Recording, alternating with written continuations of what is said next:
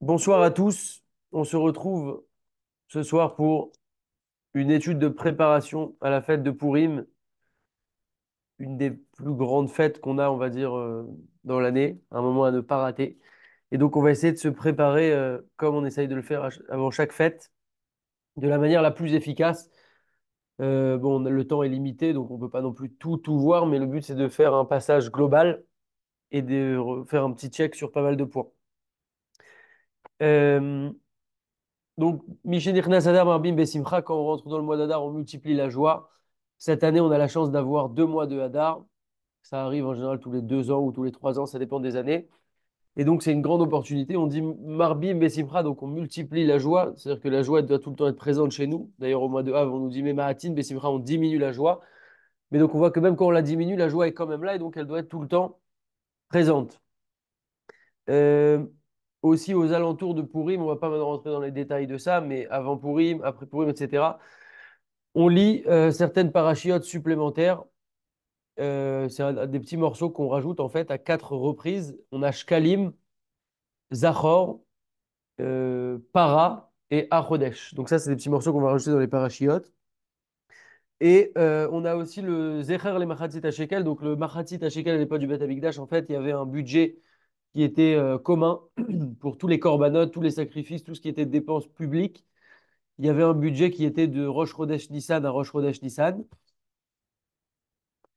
Et en fait, donc c'était un budget pour un an. Et donc, comme on avait besoin de récolter cet argent auprès du peuple, le Beth Din appelait le peuple, proclamait que voilà, c'est le moment de donner le Machatzit à Shekel. C'était un demi-shekel, tout le monde donnait la même somme.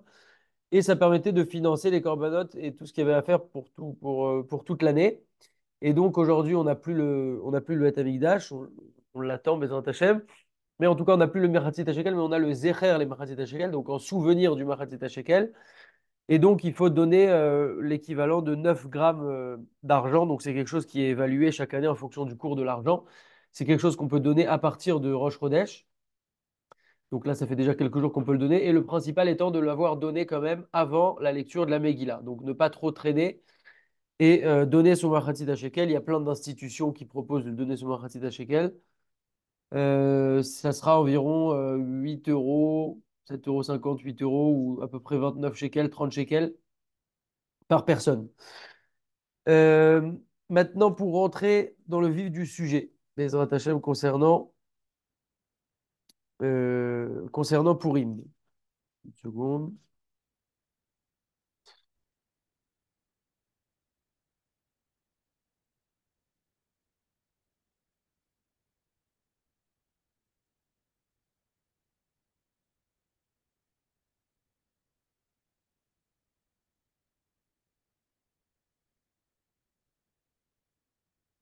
Ok. Donc déjà, Purim, il faut savoir, vous avez certainement déjà entendu ça, on nous dit que Purim, nos Chachamim nous disent, ont beaucoup parlé de Purim et à quel point c'est quelque chose d'élevé. Donc je vais traduire à chaque fois directement pour qu'on puisse tenir le timing. Les Chachamim m'ont grandement parlé de Purim, à tel point qu'ils ont dit que Yom à Kippourim, Ma'alato Kepourim. Le jour de Kippour, ça ressemble à Purim. C'est Kepourim. Kippour, c'est Kepourim, donc ça veut dire que la référence, la source, et ce qui est donc plus élevé, c'est Purim. C'est comme si je vous dis, ce médecin-là, eh ben, il soigne les gens comme ce grand professeur. Ben, la référence, le top, l'idéal, le niveau le plus élevé, c'est le grand professeur. Et donc, je suis en train de dire, il est comme ce grand professeur. Ben là, c'est pareil. Kippour, c'est Kepourim, c'est comme Purim. Et donc, la référence, c'est Purim. Et donc, ça montre un petit peu le niveau Kepourim. Donc, ça, c'est le Tikkun Zohar qui nous dit ça. Maintenant, une des raisons qu'on peut expliquer comme ça, c'est ce qu'il explique ici, c'est que il est plus difficile de servir à Kadosh Baruch Hu de manière générale quand on est un jour de Chol, un jour classique. À Kippour, par exemple, on est toute la journée à la Sina en général, on mange pas, on ne boit pas, on est vraiment dans des conditions, on va dire, spirituelles. Mais pour Purim, c'est pas du tout le cas, puisqu'on mange, on boit, on peut toucher l'électricité, etc. Et on doit servir Hachem, et on nous demande de faire certaines choses. Et donc, cette notion-là d'être capable de servir à Kadosh Baruch Hu, même dans une journée classique, c'est ça qui est attendu de nous et c'est une des raisons pour laquelle on peut dire que Purim va être encore plus grand que Kippour. Donc, pour vous dire un petit peu l'importance de cette fête si extraordinaire. Alors, quelques mots sur le Ta'anit Esther. On sait que Esther avait demandé que le peuple jeûne suite au décret qui avait été mis en place. Et donc, en souvenir de ce jeûne-là, qui avait été fait, alors nous aussi, on va jeûner. En général, le jeûne va tomber le 13 Adar. Maintenant, le 13 Adar, bah, ça dépendra des années, mais quand ça tombe, par exemple, Shabbat, comme cette année-là, et ben, du coup, on ne peut pas le faire Shabbat, et donc on va faire ce jeûne plus tôt. Donc cette année, par exemple, ça sera jeudi, et ça sera pour tout le monde jeudi, le jeûne du mois d'Adar. Donc au niveau de qui est obligé de jeûner, pas jeûner, etc., on ne va pas rentrer trop dans les détails, mais en tout cas, bon, c'est quelque chose qui est obligatoire pour les gens qui sont au-dessus de la bar mitzvah ou au-dessus de la bat mitzvah pour les filles. Euh, Quelqu'un qui est malade est exempté de jeûner et il n'a pas le droit de se montrer rigoureux. Et également quelqu'un qui a eu d'un coup quelque chose de très affaiblissant ou quelqu'un qui est une personne qui est très âgée, qui n'a pas du tout de force, elle est aussi exemptée de ce jeûne-là. Euh, voilà. Les femmes enceintes sont exemptées de jeûner même si elles ne sont pas dérangées par leur grossesse, elles sont exemptées de jeûner. Quand on dit enceinte, on parle d'une femme qui est enceinte de 3 mois et au-delà. Maintenant, si elle est même enceinte moins de 3 mois, mais elle a des difficultés, elle a des faiblesses, elle a envie de vomir, des vomissements, etc. Alors même si elle a moins que 3 mois de grossesse, elle est aussi exemptée de jeûner. Et il y en a aussi qui disent que n'importe quelle femme enceinte, du moment qu'elle est enceinte et qu'elle a été vérifié, il a été vérifié qu'elle est enceinte, elle pourra aussi être exemptée euh, de jeûner. Ensuite, une femme qui a accouché est exemptée de jeûner dans les 30 jours suivant son accouchement. Maintenant, au-delà de 30 jours et jusqu'à 2 ans après son accouchement, donc au-delà de 30 jours et jusqu'à 24 mois après son accouchement, si elle allait, elle n'aura pas besoin de jeûner. Et si elle n'allait pas, alors elle commencera à faire le jeûne en fonction de ses possibilités. Et si elle voit qu'elle se sent mal, alors elle pourra manger. Très bien. Il y a aussi une lecture de la Torah spéciale qu'on fait pendant le jeûne. On monte à la Torah, on ne va pas rentrer dans tous les détails de ça. Maintenant, un autre point concernant le temps de Pourim. À quel moment a lieu Pourim? Il faut savoir, c'est pas très connu, des fois on ne le sait pas, que Pourim n'est pas fêté le même jour partout dans le monde. Toutes les villes classiques, le Pourim est fêté le 14 Adar, donc le jeûne c'est le 13 Adar. Quand il y a 2 Hadar, par exemple, cette année c'est le cas, alors on fait tout ce qu'il y a à faire au Hadar numéro 2. Vous voyez que là on est dans le Hadar numéro 2, c'est maintenant qu'on va faire Pourim. Le 13 Hadar, on fait le jeûne, sauf si ça tombe Shabbat, et dans ce cas-là, on fait le jeûne avant, donc on fait le jeûne jeudi comme cette année. Ensuite, on aura le 14 Hadar, donc, qui va être cette année, donc dimanche, donc samedi soir et dimanche. Donc 14 Hadar, ça c'est Pourim pour la plupart du monde entier. Mais il y a des exceptions, les villes qui étaient avec des murailles, comme Shushan à l'époque, là où c'est passé c'était la capitale, et aussi donc comme Jérusalem par exemple, en fait, toutes les villes qui avaient des murailles, on va fêter Pourim le lendemain, on va fêter Pourim le 15 Adar, donc le dimanche soir et lundi. La plupart des gens vont fêter samedi soir et dimanche. Ceux qui sont à Jérusalem, par exemple, et il existe encore d'autres villes dans lesquelles il y a des murailles, vont fêter ça le 15 Adar, donc dimanche soir et lundi. Et c'est vraiment le Pourim. On fera toutes les mitzvot de ce jour-là, etc. Maintenant, quand on dit des murailles, la référence est à l'époque de Yehoshua bin Nun, quand il a conquis Eretz Israël, quand ils sont arrivés, en fait, le peuple en Eretz Israël. C'est à ce moment-là qu'on voit la référence. S'il y avait euh, s'il y avait des murailles ou pas à cette époque-là. Donc Jérusalem, on est sûr qu'à l'époque de Yehoshua bin Nun, c'était une ville où il y avait des murailles. Et donc c'est pour ça qu'on fait Pourim un jour plus tard. Pourquoi? Parce qu'en fait, à Shushan, bah, ils ne se sont pas reposés le 14, ils se sont reposés le 15. Le 14, ils étaient encore en combat en train de tuer des goïms, etc. Et donc, ils ne se sont reposés qu'avec un jour de décalage. Et donc, c'est pour ça qu'on a appris après cette généralité pour toutes les villes qui ont des murailles. Et c'est pour ça qu'on fera Pourim un jour plus tard dans ces villes-là. Maintenant, dans la plupart du monde, comme on l'a dit, c'est le 14 Adar chaque année. Donc, cette année, ça sera samedi soir et dimanche. OK. Euh, Concernant maintenant la lecture de la Megillah. Une seconde.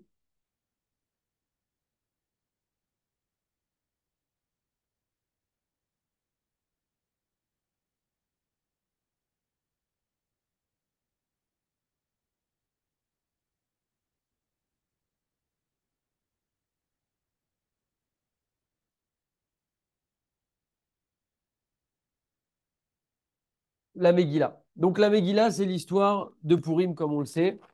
Euh, L'histoire, elle se passe il y a à peu près 2400 ans. Ceux qui ne connaissent pas l'histoire de la Megillah, parce que des fois, c'est pas très clair dans le texte, etc. Alors, c'est intéressant de se pencher dessus un peu avant la fête pour se préparer. Comme ce qu'on est en train de faire maintenant, toujours le but, c'est de préparer. Ça change complètement la façon avec laquelle on rentre dans la fête. Donc, de lire de la traduction de la Megillah, des commentaires, de vraiment comprendre l'histoire, c'est très intéressant et c'est très important. Ça nous permet après de beaucoup mieux vivre ce jour. En tout cas, l'histoire, elle se passe il y a à peu près 2400 ans. On est entre les deux Beth Amikdash. Pour rappel, Hanouka, ça a lieu pendant le deuxième Beth Amikdash. Purim, ça a lieu entre le premier et le deuxième Beth Amikdash. Donc, l'histoire de Purim a eu lieu avant l'histoire de Hanouka. On a tendance à croire l'inverse parce qu'on fête dans l'année en général, enfin en général tout le temps, Hanouka d'abord puis Purim. Mais il faut savoir que l'histoire de Purim a eu lieu avant. Donc, ça se passe il y a un peu moins de 2400 ans. Entre les deux Beth Amikdash, le roi Achashverosh, il y avait une autorisation de reconstruire le deuxième Beth Amikdash et lui, il s'est opposé à cette autorisation. Et il a décidé d'organiser un festin pour montrer sa richesse. Il venait de prendre le pouvoir. C'est un festin qui a duré 180 jours. Je ne sais pas si vous imaginez. C'était l'homme le plus riche du monde, donc il a organisé ça comme il fallait, avec de l'or, des diamants, vraiment, c'est voilà, c'est pas des légendes, hein, c'est vraiment des choses qui sont réelles et qui se sont passées, avec un grand faste comme ça. Et chacun recevait un vin qui était plus vieux que son propre âge. Il n'y avait pas de menu. Les gens, ils demandaient ce qu'ils voulaient manger et on leur faisait le repas sur place. Enfin, c'est très intéressant de lire l'histoire. Moi-même, je suis en train d'essayer de la lire là pour comprendre un petit peu ce qui s'est passé. C'est vraiment hyper intéressant, surtout que c'est une vraie histoire. Ça ressemble à un conte qu'on raconte à un enfant, mais en fait, c'est une vraie histoire et c'est notre histoire. Donc, c'est pour ça que c'est intéressant. En tout cas, les Juifs se sont un petit peu assimilés, puisque oui, c'était cachère, mais en tout cas, c'était un mépris total et ils se sont assimilés avec les Goïms. En plus, Achashverosh avait pris les habits du Kohen Gadol pour s'habiller avec. Donc, c'était vraiment un grand zilzoul. Et au final, il y a eu Mordechai et Esther qui ont permis de faire une ishtadlout et qui ont fait faire teshuva au peuple. Et finalement, le peuple a été sauvé. Mais en tout cas, c'est ça l'histoire de la Megillah. D'ailleurs, la Megillah, c'est intéressant. J'avais lu ça un jour dans un livre. Je ne sais plus si c'est de Rav Moshe Pinto ou de Rav Mordechai Rubin. En tout cas, que ce soit de la Megillah, si on donnerait à lire la Megillah à un goy, la traduction plutôt, il pourrait lire l'histoire complètement de A à Z sans. Ok, il va lire l'histoire, il va dire bon, bah voilà, il y a eu un décret, finalement le décret était annulé, il y a eu un festin au début et à la fin, etc. etc., etc. Il peut très bien lire l'histoire sans une fois penser qu'il y a un Dieu derrière cette histoire, sans une fois penser qu'il y a eu des miracles derrière. Il peut le lire complètement comme une histoire naturel. Nous, par contre, on sait ce qui s'est passé. D'ailleurs, c'est pour ça aussi qu'on se déguise à Purim, parce que le nom de Dieu n'apparaît pas dans la Megillah et qu'il est masqué, parce que le miracle a eu lieu de façon masquée. Et donc, un juif qui va lire ça, il va lire totalement différemment, parce qu'il sait qu'il y a eu une Ashgacha pratique, que tout s'est passé dans les détails, de manière précise, etc., etc. Et il va voir la main d'Hachem. Donc, c'est au final un petit message aussi pour nous dans notre vie. De la même manière que ce goy peut lire l'histoire complètement sans Dieu à l'intérieur, et qu'on a aussi, nous, la possibilité de le lire avec Dieu à l'intérieur. C'est un peu comme ça dans toute notre vie. On a toujours deux modes possibles, soit avancer, déchiffrer notre vie en sachant qu'il y a un Kadosh Baruch Hu derrière, derrière chaque détail et que chaque chose qui se passe, il y a rien qui se passe au hasard, il n'y a rien qui se passe à tel moment pour rien, etc. Ou alors dire, bon, bah écoute, c'est naturel, voilà, les choses se passent tranquillement. Et vous avez compris quelle option on doit choisir. En tout cas, la Megillah, donc comme on a dit, c'est de se préparer à cette lecture de la Megillah pour bien la comprendre. Et si on le fait, on verra vraiment que notre lecture de la Megillah elle sera complètement différente. Au niveau du temps, donc à Purim, on a quatre mitzvot à faire le jour de Purim. Megillah, Mishte, Mishloach Manot, Matanot, la Evionim. C'est les quatre M. Ce n'est pas une stratégie marketing, ce sont les quatre M de Purim. En tout cas, il y a quatre mitzvahs à faire. Et donc, on va essayer de se pencher un peu dessus pour savoir rapidement qu'est-ce qu'on doit faire pour chaque mitzvah. Donc la première chose, c'est la mitzvah de la Megillah. Cette mitzvah-là, on va la faire non pas une fois à la différence des trois autres, mais on va la faire deux fois. On va la faire le soir et on va la faire la journée. Il faut savoir que c'est complètement obligatoire d'écouter la Megillah les deux fois. Une seule lecture ne suffit pas. Euh, Quelqu'un qui n'aurait pas écouté pour X raison la Megillah le soir, ça ne sert à rien qu'il aille l'écouter deux fois la journée. Il faut vraiment l'écouter une fois le soir et une fois le matin. Euh, Quelqu'un qui se rend compte la journée qu'il n'a pas. Donc là, au niveau de la lecture, une seconde.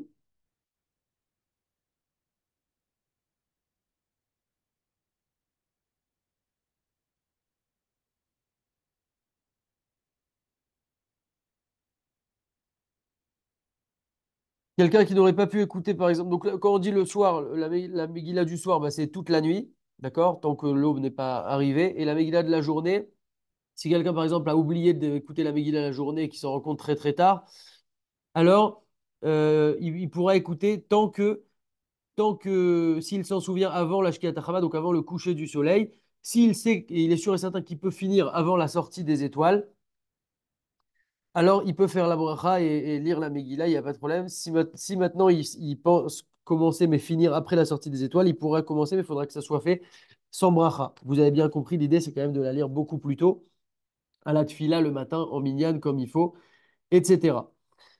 Euh, ok. On n'a pas le droit de manger un repas fixe avant la lecture de la Megillah. C'est pourquoi on ne peut pas manger, donc quand on dit une Seudat Keva, c'est au niveau du pain, si c'est du pain, bah, c'est 2 kazaït, donc 54 grammes. Également, si c'est du mésonote, ce qu'on appelle un repas fixe, ça serait à partir de 216 grammes. Et même pour ceux qui veulent être plus rigoureux, même des 160 grammes. Par contre, si c'est moins que ces quantités-là, alors il n'y a pas de problème. Donc on peut manger par exemple un petit gâteau, mais il ne faut pas que ce soit comme une Séouda fixe. Par contre, les autres aliments qui ne sont ni mésonotes ni le pain, donc par exemple, je ne sais pas, du riz, de la viande, des fruits, etc., là, il n'y a pas de problème. Pareil pour la boisson, on peut boire un thé, un café, il n'y a pas de problème. Avant la Megillah, c'est vraiment l'idée de repas fixe qu'on ne peut pas faire avant la lecture de la Megillah. C'est valable aussi.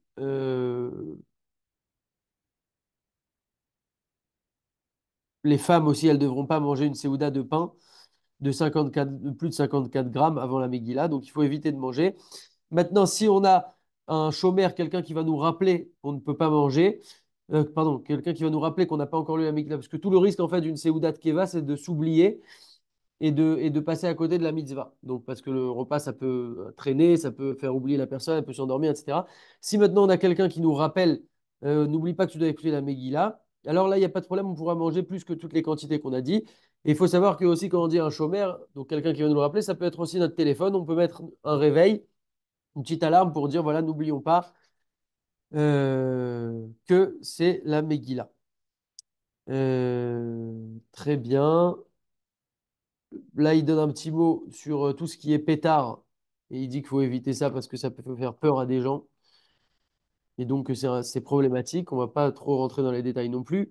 Avant la lecture de la Megillah, ça sera bien de se montrer rigoureux, de se laver les mains pour avoir les mains propres, pour pouvoir toucher directement le parchemin de la Megillah pour ceux qui ont une Megillah. Pour ceux qui n'ont pas de Megillah, il y a deux cas. Il y a la personne qui peut s'acheter une Megillah, mais qui a la flemme de s'acheter une Megillah, à laquelle je recommande vivement de s'acheter une Megillah. Moi, un jour, j'avais un peu d'argent, j'ai dit, allez, go, je m'achète une Megillah. Au moins, c'est fait pour toute la vie et c'est très kadosh et c'est très joli. Et la personne qui ne peut pas se l'acheter, ben, quel prix pour pouvoir l'acheter? Et Bezrat Hashem, elle pourra l'acheter. Et elle suivra dans un livre, il n'y a aucun problème, ou dans un petit fascicule. En tout cas, ceux qui ont une Megillah en parchemin, c'est bien de se laver les mains avant pour pouvoir la toucher directement. J'ai vu qu'il y a des questions, je vais regarder après.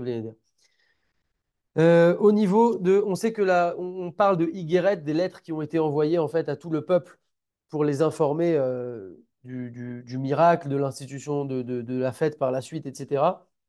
Donc, par rapport à ces lettres-là, puisqu'on parle de ce terme de lettres vers la fin de la Megillah, une fois que le miracle a lieu, alors on a l'habitude de dérouler complètement la Megillah un petit peu comme une lettre.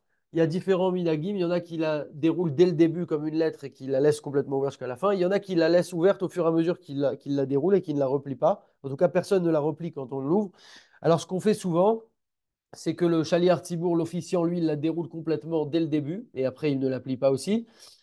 Et ensuite, et nous, en tant que personne qui écoute dans l'assemblée, on peut la dérouler au fur et à mesure sans la replier. Comme ça, on aura accompli les deux versions. Kavanat Alev, on sait que quand on doit se faire acquitter d'une mitzvah, et là pour le coup on doit se faire acquitter d'une mitzvah, la mitzvah de la Megillah, il faut qu'il y ait une double intention, comme dans un kiddush par exemple.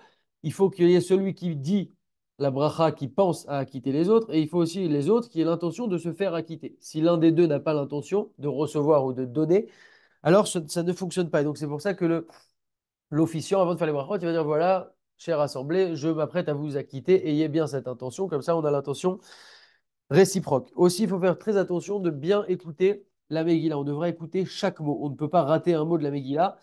Sinon, selon la majorité des poskim, des décisionnaires halachiques, on ne sera pas quitte de son obligation.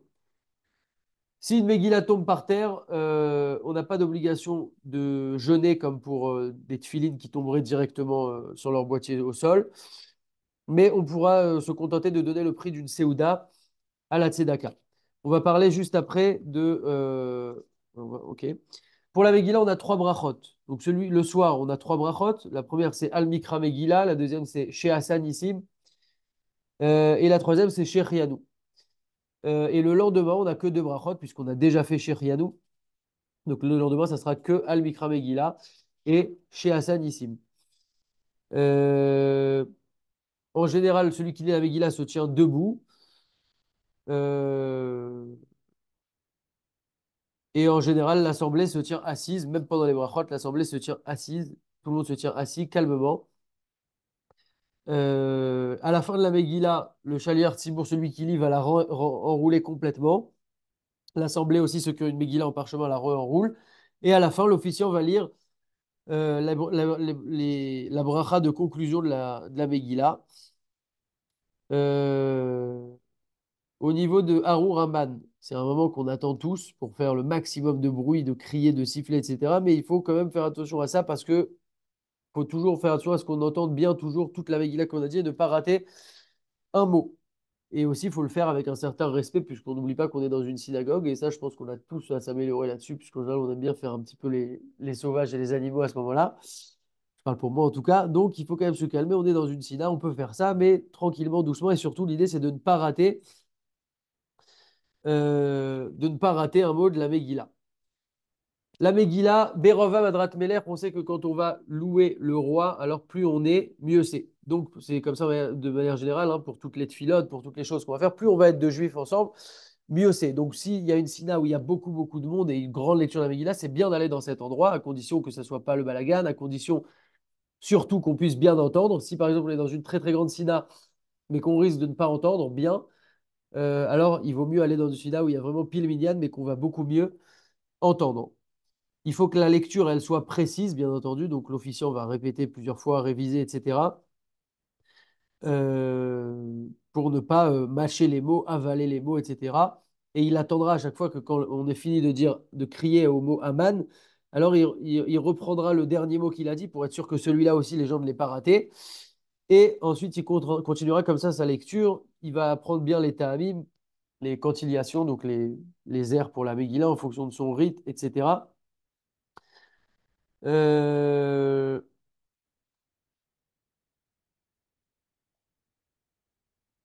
ok. Donc c'est bien, comme on a dit, que Tov, Shekol, Adam, Yarzik, Biyado, Megillah, Kshira, que chaque homme possède une Megillah Kshira. Et il gagnera par cela que si jamais il n'a pas entendu quelques mots, alors il pourra tout de suite rattraper et rattraper les mots et vite rattraper le Khazan. Par contre, il peut pas se dire, bon, je continue à écouter et à la fin, je vais rattraper. Ça doit vraiment être lu dans l'ordre. Donc, si c'est quelques mots, il peut tout de suite les rattraper directement à partir de sa Megillah. Maintenant, s'il n'a pas de Megillah, il peut aussi quand même rattraper les mots qu'il a pu rater pour ne pas avoir à réécouter une autre lecture après. Donc, quelqu'un à un moment n'a pas pu écouter deux mots, il voit que le Khazan, il est la phrase d'après, vite, hop, il rattrape, toujours dans l'ordre. L'idée étant d'avoir vraiment tout suivi depuis le début sans rater le moindre mot. Euh, Ok, donc il faut être concentré quand on lit la Megillah.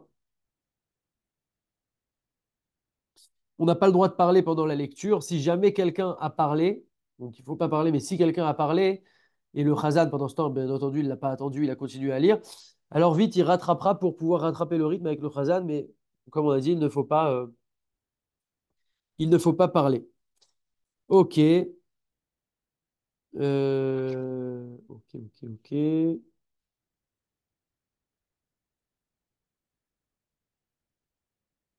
Une seconde. Quelqu'un qui est malade et qui n'a pas pu venir à la Sina, qui n'a pas entendu la Megillah, alors un Khazan pourra aller chez lui à la maison, après la Tfila, pour lui lire chez lui avec les brachot. Maintenant, quelqu'un qui est malade ou une femme qui a accouché et qui ne peuvent pas venir à la Sina et n'ont pas de Megillah, Et maintenant, l'idéal, c'est que quelqu'un aille leur lire, mais admettons qu'il n'y ait personne pour leur lire à eux. Alors, si vraiment, c'est dans le pire des cas, hein, personne ne peut venir leur lire à eux avec les brachot, etc. Alors, euh, ils pourront la lire directement à partir d'un chumash, donc à partir d'un texte, quoi, ou un imprimé, quoi, en tout cas. Mais bien entendu, qu'ils ne feront pas la bracha et c'est pas vraiment la lecture de la Megillah, mais au moins, c'est une sorte de lecture, quoi. On ne s'acquitte pas par ça, mais s'ils n'ont pas le choix, alors ils pourront toujours quand même faire ça. Les enfants qui sont arrivés en âge de chinour, donc l'âge de chinour, l'âge d'éducation, entre 6 ans et 5 ans, entre 5 ans et 6 ans, en fonction de la compréhension des enfants. Alors, c'est une mitzvah de les amener à la Sina pour qu'ils puissent écouter la Megillah, même s'ils n'ont pas d'obligation, puisqu'ils ne sont pas encore bar mitzvah ou bat mitzvah.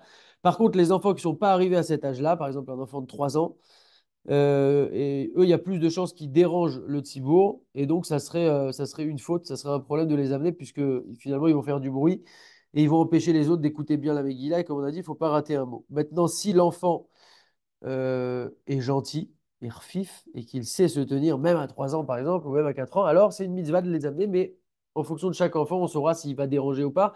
En tout cas, s'il y a un risque qui dérange, ça ne vaut pas le coup de l'amener. Les femmes ont aussi l'obligation d'écouter la Megillah avec les brachot, tout ce qu'il faut, comme l'homme en fait, au niveau de la Megillah. Euh...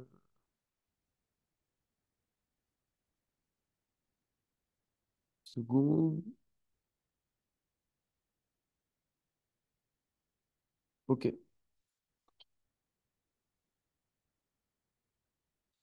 Les femmes qui vont venir écouter la Megillah,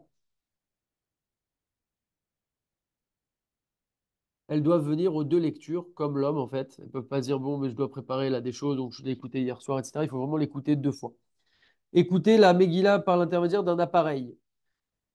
Donc, radio, téléphone, on ne peut pas écouter la Megillah en direct. On n'est pas acquitté, en tout cas, d'écouter la Megillah, même si c'est en live, même si c'est à la radio, par exemple. Par contre, on peut répondre Amen. On ne sera pas acquitté, hein, mais ça sert juste à répondre Amen, comme je répondrais à n'importe quel bracha. Quelqu'un, je suis au téléphone avec quelqu'un, je vais boire un coca, je lui dis, tiens, regarde, je vais faire une bracha, réponds Amen. Il peut répondre Amen parce qu'il ne cherche pas à s'acquitter, il est là juste pour répondre Amen. Donc ça marche à condition que ça soit en direct, pas avec un décalage de 20 secondes ou autre. Mais en tout cas, pour se faire acquitter de la Megillah, pas du tout, ça ne marche pas. Au niveau du micro, est-ce qu'on peut utiliser un micro pour lire la Megillah? Alors, ça dépend. Le micro, s'il est là juste pour élever un peu plus la voix, mais que si le micro n'était pas là, on entendrait quand même de là où on est situé, on entendrait quand même le Khazan, alors ce sera permis. Si par contre, si le micro n'était pas là, j'entendrais pas du tout, j'entendrais pas la Megillah, alors je ne pourrais pas écouter la Megillah par l'intermédiaire d'un micro. Le micro, il faut qu'il vienne juste pour aider. Mais s'il n'était pas là, il faudrait quand même que je puisse entendre et donc que je sois suffisamment proche du Khazan. Très bien. Euh,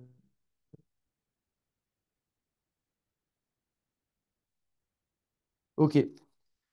Au niveau du soir de Pourim maintenant, donc une fois qu'on a parlé de la Megillah, on revient un peu dans le timing chronologique.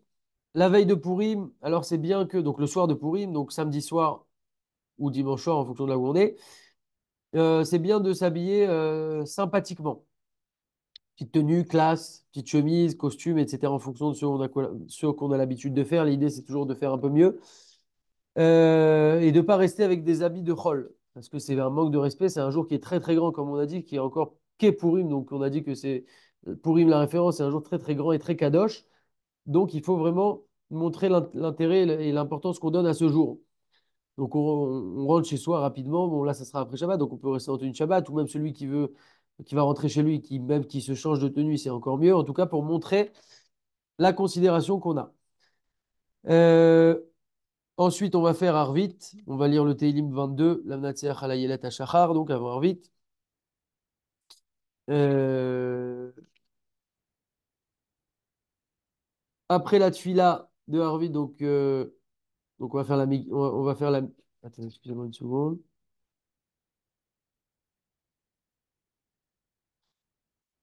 Donc après Arvit, après la Hamida, il y aura le Kaddish et on va lire la Megillah. Après, on va terminer Arvit. Il y a des petits passages qu'on va rajouter. Ensuite, on rentre chez soi. Il n'y a pas de micheté le soir, mais c'est quand même bien, puisque c'est un jour particulier, un jour de fête, de dresser une belle table, de faire une bonne séouda, en tout cas quelque chose d'un peu mieux que l'habitude, même si c'est le soir. Et attention, ça ne compte pas comme micheté, mais c'est bien en tout cas de faire repas et de multiplier sa simra, sa joie d'être content, de mettre de l'ambiance à la maison, etc. Aussi de réjouir les enfants en leur donnant des bonbons, etc., etc., pour les faire kiffer. La tfilote, les tfilotes de Purim. Euh, il faudra faire attention de prier les tfilotes de Purim en étant clair. On peut pas boire, on peut pas faire des tfilotes en étant alcoolisé ou voilà. Parce que tfila bli kavana, keguf bli neshama, une prière sans kavana, c'est comme un corps sans âme, comme nous l'ont dit nos chachamim. Euh, Et donc, souvent, on va faire par exemple la tfila de Mincha avant le Mishté pour pouvoir la faire vraiment de manière claire. En tout cas, il faut être clair dans cette tfila. OK.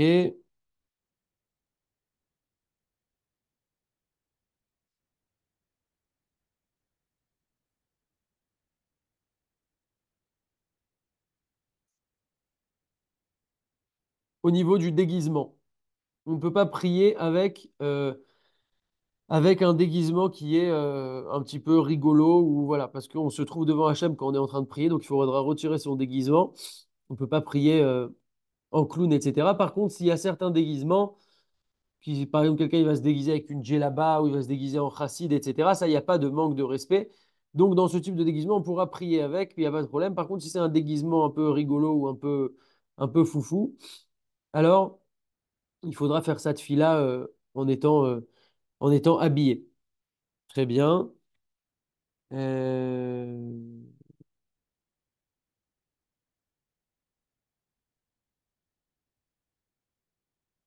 En général, comme on a dit souvent, on va prier Mincha avant le Mishté pour ne pas rentrer dans des problèmes de prier en étant alcoolisé, etc. D'ailleurs, faire aussi attention de ne pas oublier Arvit le soir. Donc, soit on le fait beaucoup plus tard en ayant un petit peu euh, l'alcool qui est redescendu. On va en reparler juste après. Mais en tout cas, faut vraiment attention que dans notre filote, on puisse toujours être clair. Alanissim. Donc, Alanissim, donc c'est un moment de remercier Akadosh Baruch Hu sur les miracles qu'il a fait, le sauvetage qu'il nous a accordé à cette époque-là qu'il a accordé à nos ancêtres et donc à nous, sinon on ne serait pas là. Il ne faut pas oublier cette notion-là. Le Alanissim, on va le dire dans la Mida, on va le dire dans le Birkat Amazon. Quelqu'un qui aurait oublié Alanissim, Imiskar Kishamar Baruchata. Donc s'il dit juste, donc il arrive à la bracha qui est après Baruchata, après Alanissim, qui est Baruchata Hashem, Atov, Shimcha, Ulchanel et Odot. Si maintenant il a juste dit Baruchata, alors, tout de suite, il revient à Modi Manach, il dit Modi Manach Nulach, Alanissim, voilà pourquoi, etc., etc. Il dit Modi Manach Nulach et il dit le Alanissim. Parce qu'en fait, le Alanissim, c'est la fin du Modim. D'ailleurs, il faut dire Ve Alanissim parce que c'est la suite du Modim. Maintenant, s'il a dit Baruchata, donc il revient juste dire Modi Manach Nulach, Alanissim, voilà pourquoi il dit tout ça, etc. Et il continue sa Hamida classiquement. Maintenant, s'il a dit Baruchata Hashem, il a déjà dit le nom de Dieu de la Bracha Tov Shimchol Chanel Odot, alors il finira la Hamida. Et juste avant de dire Osé Shalom, alors il dira la phrase suivante, Modi manachnulach alanissim, etc., etc., etc. Il dira tout le alanissim. Donc pareil, il dit la même phrase en fait, Modi manachnulach. Et ensuite il fait Osé Shalom. On dit aussi alanissim dans le Birkat Amazon. Euh, ok.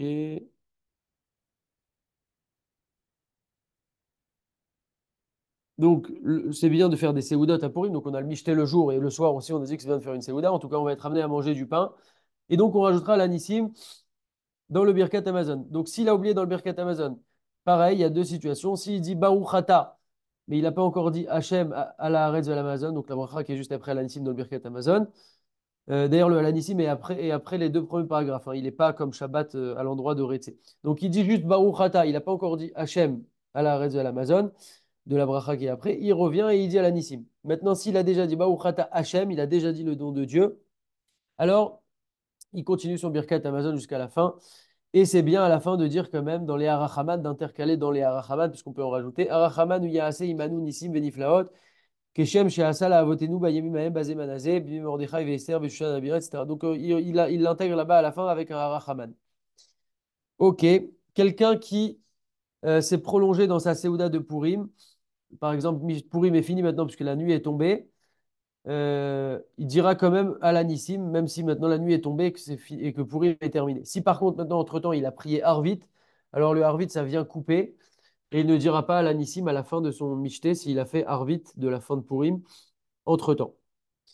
La joie de Purim. Donc, au niveau des déguisements, on ne va pas rentrer dans tous les détails, mais il faut savoir qu'un homme ne peut pas se déguiser en femme, enfin, une femme ne peut pas se déguiser en homme. On a un interdit de la Torah qui nous dit Lo yekeli gever alisha, velo ilbash gever simlatisha, ki toravat Hashem, car c'est une abomination pour Hashem, pour tout celui qui agirait ainsi, etc. Donc, il faut faire attention à comment on s'habille au niveau du style et aussi il faut faire attention à la tsniout, surtout pour les femmes. Au niveau des déguisements, faire attention à la tsniout, à la pudeur, c'est très important. Sinon, au lieu de gagner, on perd. Euh, ok.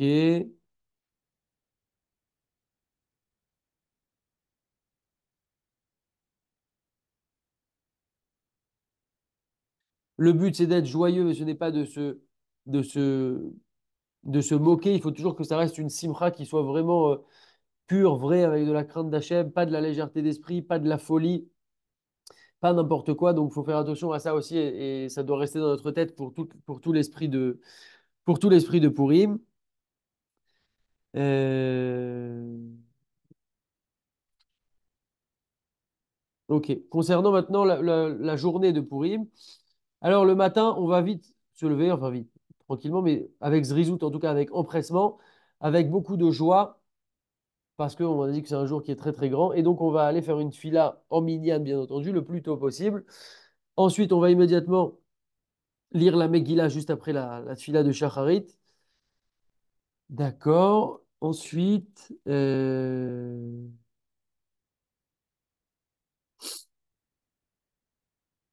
après la Hamida, on va lire Vayavo Amalek, on va lire donc la Torah. Et c'est après la paracha après la Kriyat Torah qu'on va commencer à lire la Megillah pour la lecture du jour. Très bien. Au niveau du travail à Purim, donc, Aminak Shelo Asot Melacha Beyam Purim, donc le minhag est de ne pas faire une Melacha le jour de Purim. Et celui qui fait une Melacha, Enoro Siman Bracha Meota Melacha. Il ne voit pas de Bracha dans cet argent-là qu'il va gagner. Maintenant, tout ce qu'on peut faire à Chol Hamoed, dans les demi-fêtes de manière générale, comme par exemple s'il y a une perte d'argent qui va être, par exemple, si je ne fais pas tout de suite quelque chose, là il va y avoir une perte d'argent, alors j'aurai le droit de le faire. Pareil pour tout ce qui est Tzorké Rabim, donc les besoins pour le public, je dois aller prendre ma voiture, faire une course pour aller chercher telle et telle chose pour le michté de la synagogue, etc. Donc ça aussi, ou recoudre un déguisement qui s'est déchiré. Donc tout ça, il n'y a aucun problème de le faire faire des photos, repasser tout ce qu'on couper ses ongles, tout ça, il n'y a pas de problème de faire. C'est vraiment au niveau d'une mélacha qui n'a pas une utilité spéciale.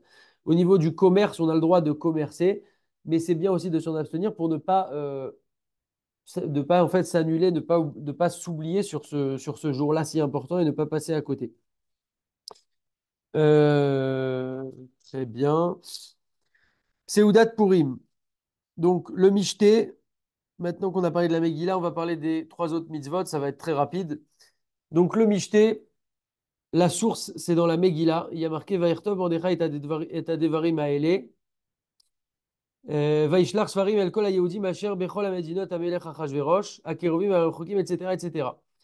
Donc on voit que c'est marqué là-bas la source du Michté.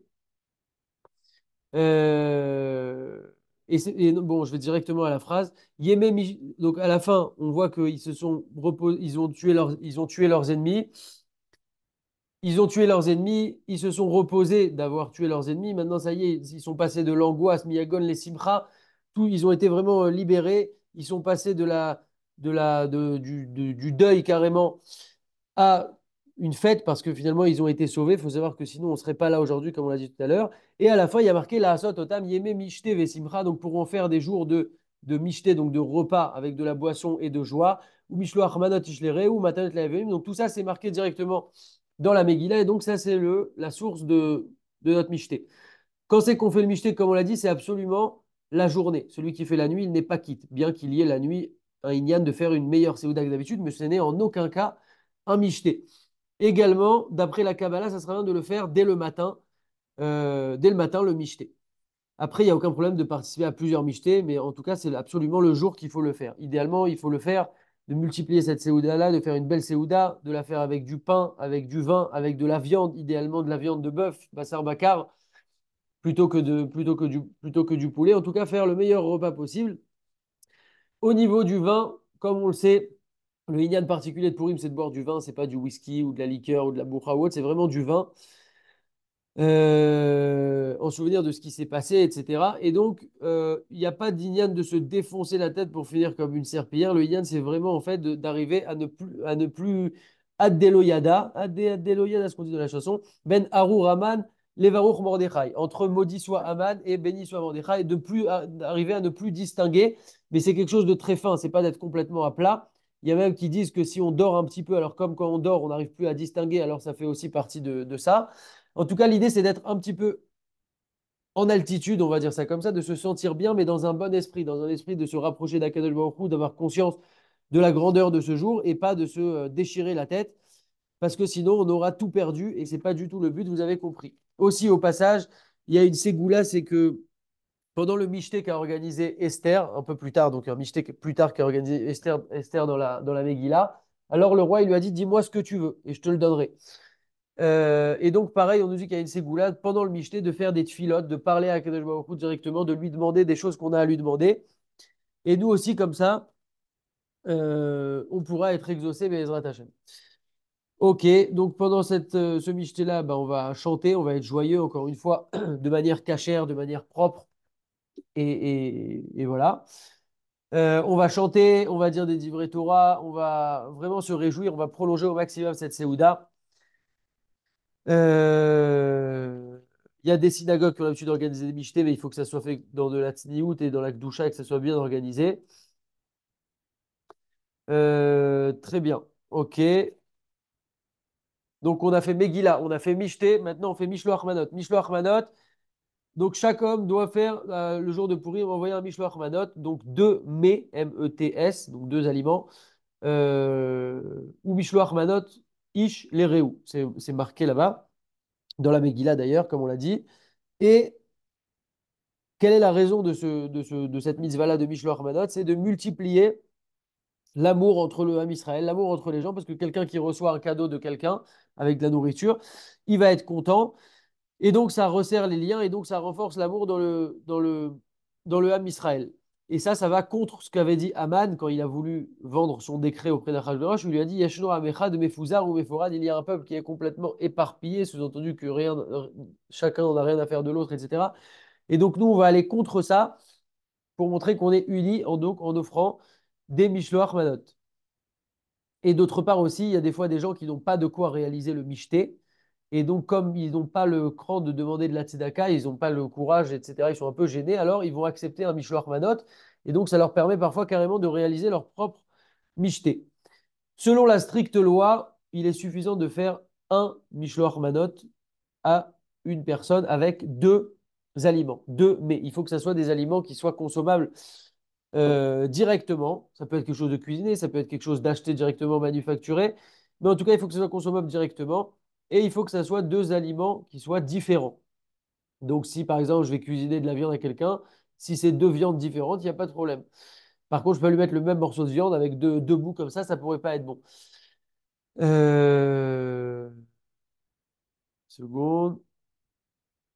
Donc ça renforce le shalom et nos Chachamim, ils ont déjà dit comme ça, Lo matzah Akadosh Baruch Hu kli machzik bracha le Israël et là shalom. Donc Akadosh Baruch Hu n'a pas trouvé un récipient qui contient la bracha pour le peuple juif plus que le shalom. C'est-à-dire que le shalom est un récipient, un réceptacle de bracha et donc le fait de faire le Mishloach Manot, ça va renforcer le shalom dans le peuple. À partir de la bar mitzvah et de la bat mitzvah, donc on a une obligation de faire le mishloach manot. Comme on a dit, selon la stricte loi, il suffirait de le faire à une personne avec deux aliments différents. C'est bien aussi pour les enfants qui sont en âge d'éducation, même s'ils n'ont pas d'obligation de les éduquer aussi à donner le mishloach manot à leurs amis. Euh, Ça s'accomplit véritablement avec de l'argent et uniquement avec de l'argent, pas avec des habits, pas avec de l'argent. Il faut vraiment que ça soit des. Je sais plus ce que j'ai dit juste avant, je crois que j'ai bugué. Ça s'accomplit uniquement avec de la nourriture et ni avec de l'argent, ni avec des habits, etc. Il faut qu'il y ait deux types d'aliments, comme on a dit. Euh, On peut envoyer par exemple deux types de boissons différentes. Ça serait aussi bon avec avec des boissons. En tout cas, il faut qu'il y en ait deux. Il faut que ça soit deux choses différentes. Très bien. Donc l'idéal, c'est quand même de faire un beau Mishloach Manot qui est particulièrement important et sympathique. Et après, une fois qu'on s'est acquitté de son obligation, alors là, on peut en faire des plus petits, mais il vaut mieux comme ça en faire au moins un bien avec beaucoup de marchandises. On peut aussi donner un Mishloach Manot à son rave, on peut donner un Mishloach Manot à ses parents, etc. Et c'est bien de faire la mitzvah de Mishloach Manot avant le Mishté. Il n'y a aucune obligation, on peut aussi le faire pendant le Mishté, après le Mishté, mais c'est mieux de faire avant le Mishté. Quelqu'un peut envoyer un Mishloach Manot à son ami avant Purim, plus quelques jours avant. Par contre, il faut bien l'informer qu'il ne doit pas manger ce qui est dedans tant que Purim n'est pas arrivé, puisque c'est à ce moment-là qu'il a l'obligation de donner le Mishloach Manot. Euh, Il faut envoyer le Mishloach Manot aussi à quelqu'un qui est bar mitzvah ou bat mitzvah, c'est-à-dire celui qui reçoit, ça doit être quelqu'un qui est bar mitzvah ou bat mitzvah pour qu'on ait plus accomplir la mitzvah. Et idéalement, il faut que les hommes envoient à des hommes et que les femmes envoient à des femmes. Sauf si par exemple c'est une femme qui est veuve, etc., et qu'on veut lui donner, là on pourra. Mais idéalement, les hommes doivent donner à des hommes et les femmes à des femmes. Il n'y a aucun problème qu'on a dit de donner à son rave, à ses parents, etc. Au contraire, c'est même une mitzvah qui est encore plus forte. Euh, il faut donner le Mishloach Manot par un chaliar, par un envoyé. Euh, il faut faire en sorte que ça arrive bien à destination, donc faire attention à qui on donne et pas trop à un petit enfant, sinon il faut vérifier bien que c'est arrivé à bonne destination.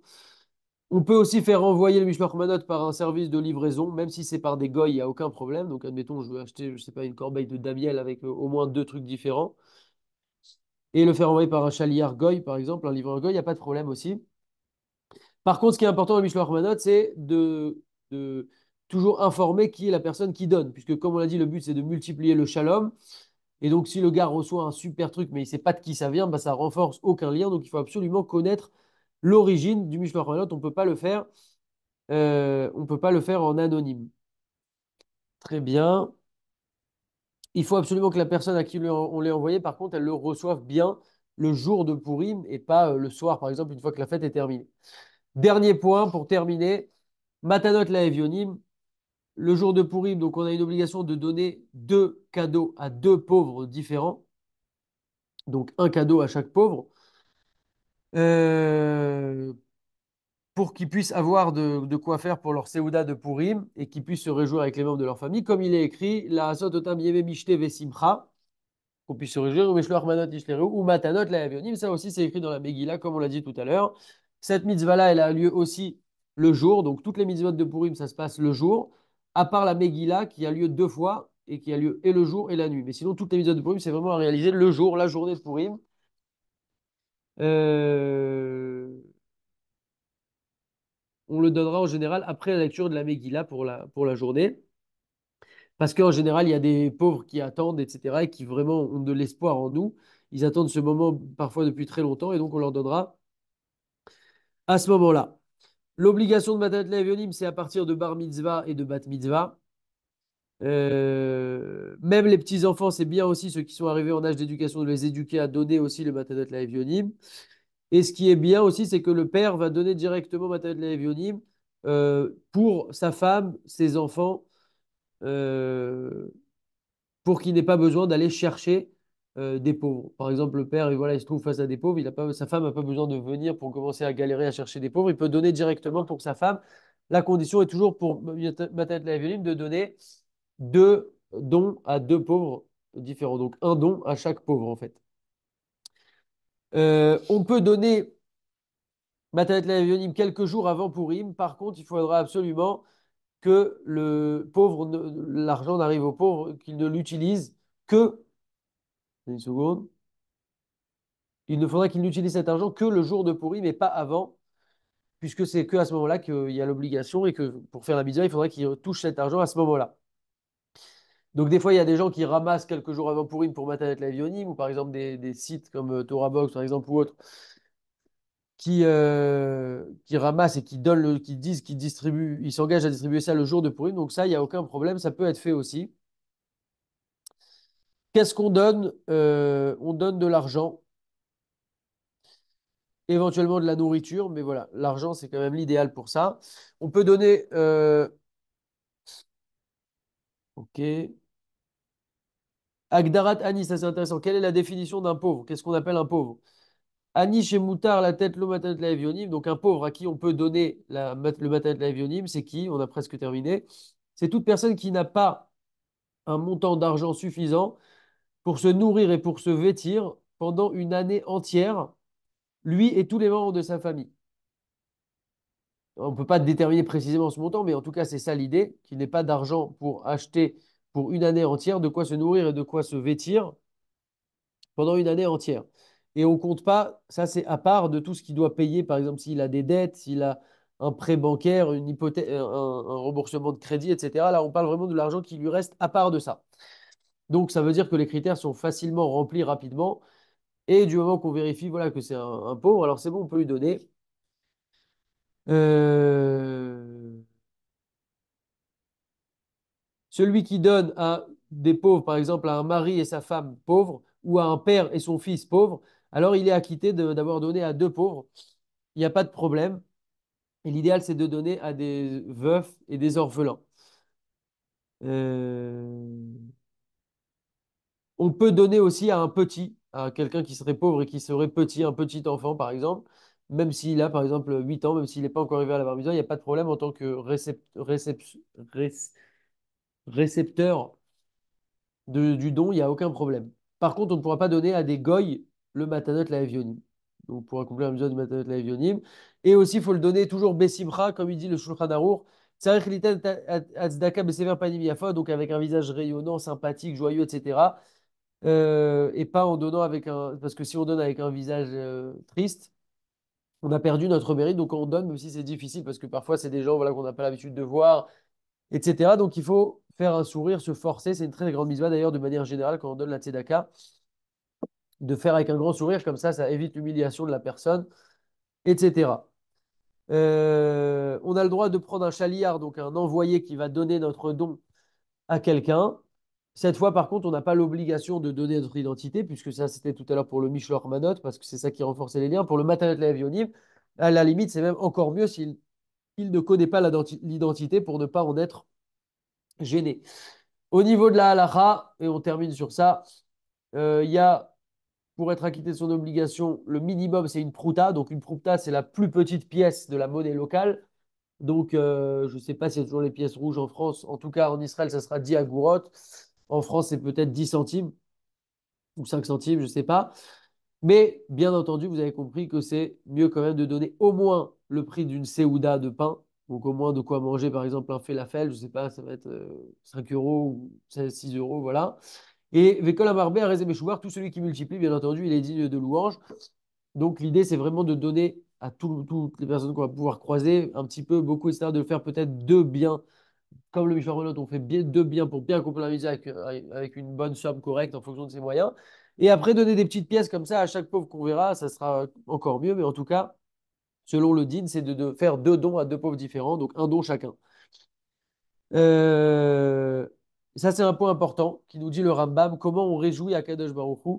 Le Rambam Maïmonide, il écrit comme ça. Il est préférable pour un homme de multiplier dans Matanot la Evionim, donc cette dernière mitzvah qu'on vient de voir, le don aux pauvres, plus que multiplier la Seouda de Purim, donc le Mishté, ou même le repas qu'il pourrait faire le soir, par exemple, les Mishloach Manot, etc.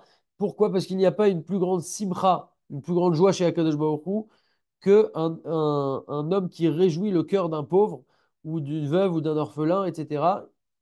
Et donc ça, c'est quelque chose de très élevé. Souvent, nous, c'est exactement l'inverse qu'on fait, c'est-à-dire qu'on réserve deux petits billets de 5 euros pour Matat la Evionim, et là, Mishloach Manot, on envoie la cam, et le Mishté, on envoie. Et c'est intéressant de voir quand même que le Matat la Evionim nous dit le Rambam, mais c'est pas n'importe qui s'il le dit, c'est ce qu'il dit, de vraiment mettre le paquet sur Matat la Evionim. Ça veut pas dire que ça doit être au détriment d'autres choses, mais en tout cas, avoir un rapport comme ça de proportion. Celui qui reçoit cet argent-là, il n'est pas obligé d'acheter de la nourriture avec ce pauvre-là, il peut faire ce qu'il veut pour ses propres besoins, l'utiliser comme il veut. Celui qui ne trouverait pas de pauvres, ou par exemple dans son endroit où il est, il n'y a pas de pauvres, aujourd'hui c'est très rare, hein, mais admettons que ça se présente, il peut mettre l'argent de côté et dire, voilà, dès que je trouverai des pauvres, je pourrai. leur donner. Et même le pauvre qui vit de la tzedaka, lui aussi, il a une obligation de donner le matanot laevionim. Et il peut faire donner à son ami une pièce, son ami va lui rendre, etc. Et il pourra faire comme ça avec deux amis pauvres à lui et il pourra être acquitté. En tout cas, c'est une mitzvah particulièrement importante. Voilà. Euh, pour terminer, comme on l'a dit, Pourim, il n'y a pas de. C'est un jour qui est chol, c'est un jour qui est classique. Ça veut dire qu'on se lève, on mange, on boit, on fait notre tuila, etc.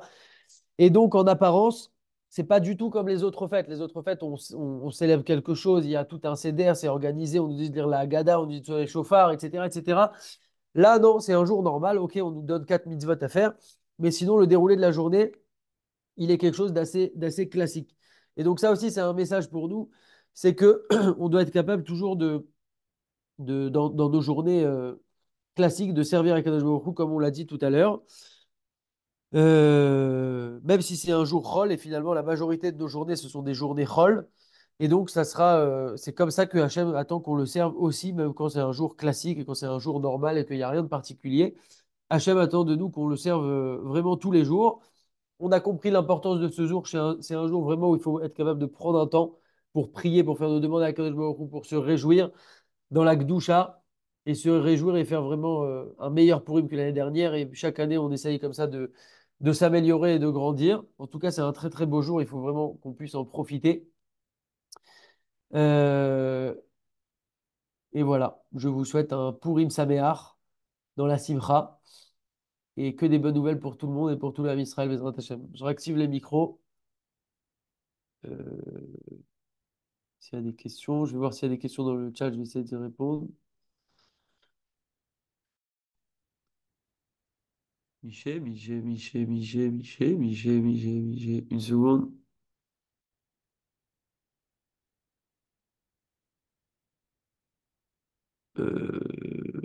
Ah voilà. Normalement, vous pouvez réactiver les micros. Razak à tous. Razak Shimon, Purim Sameach. Allô, allô. Razak Jordan. Alors, les questions de mon frère. Il est là.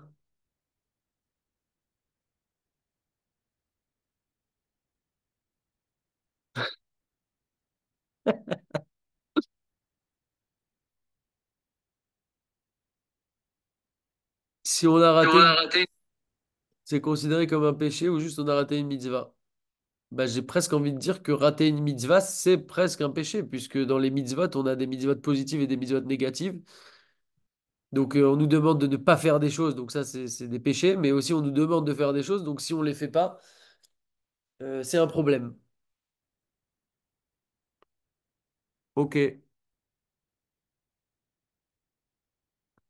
En tout cas, Razak à tous. Il y aura l'enregistrement si vous voulez le Razak réécouter, à toi.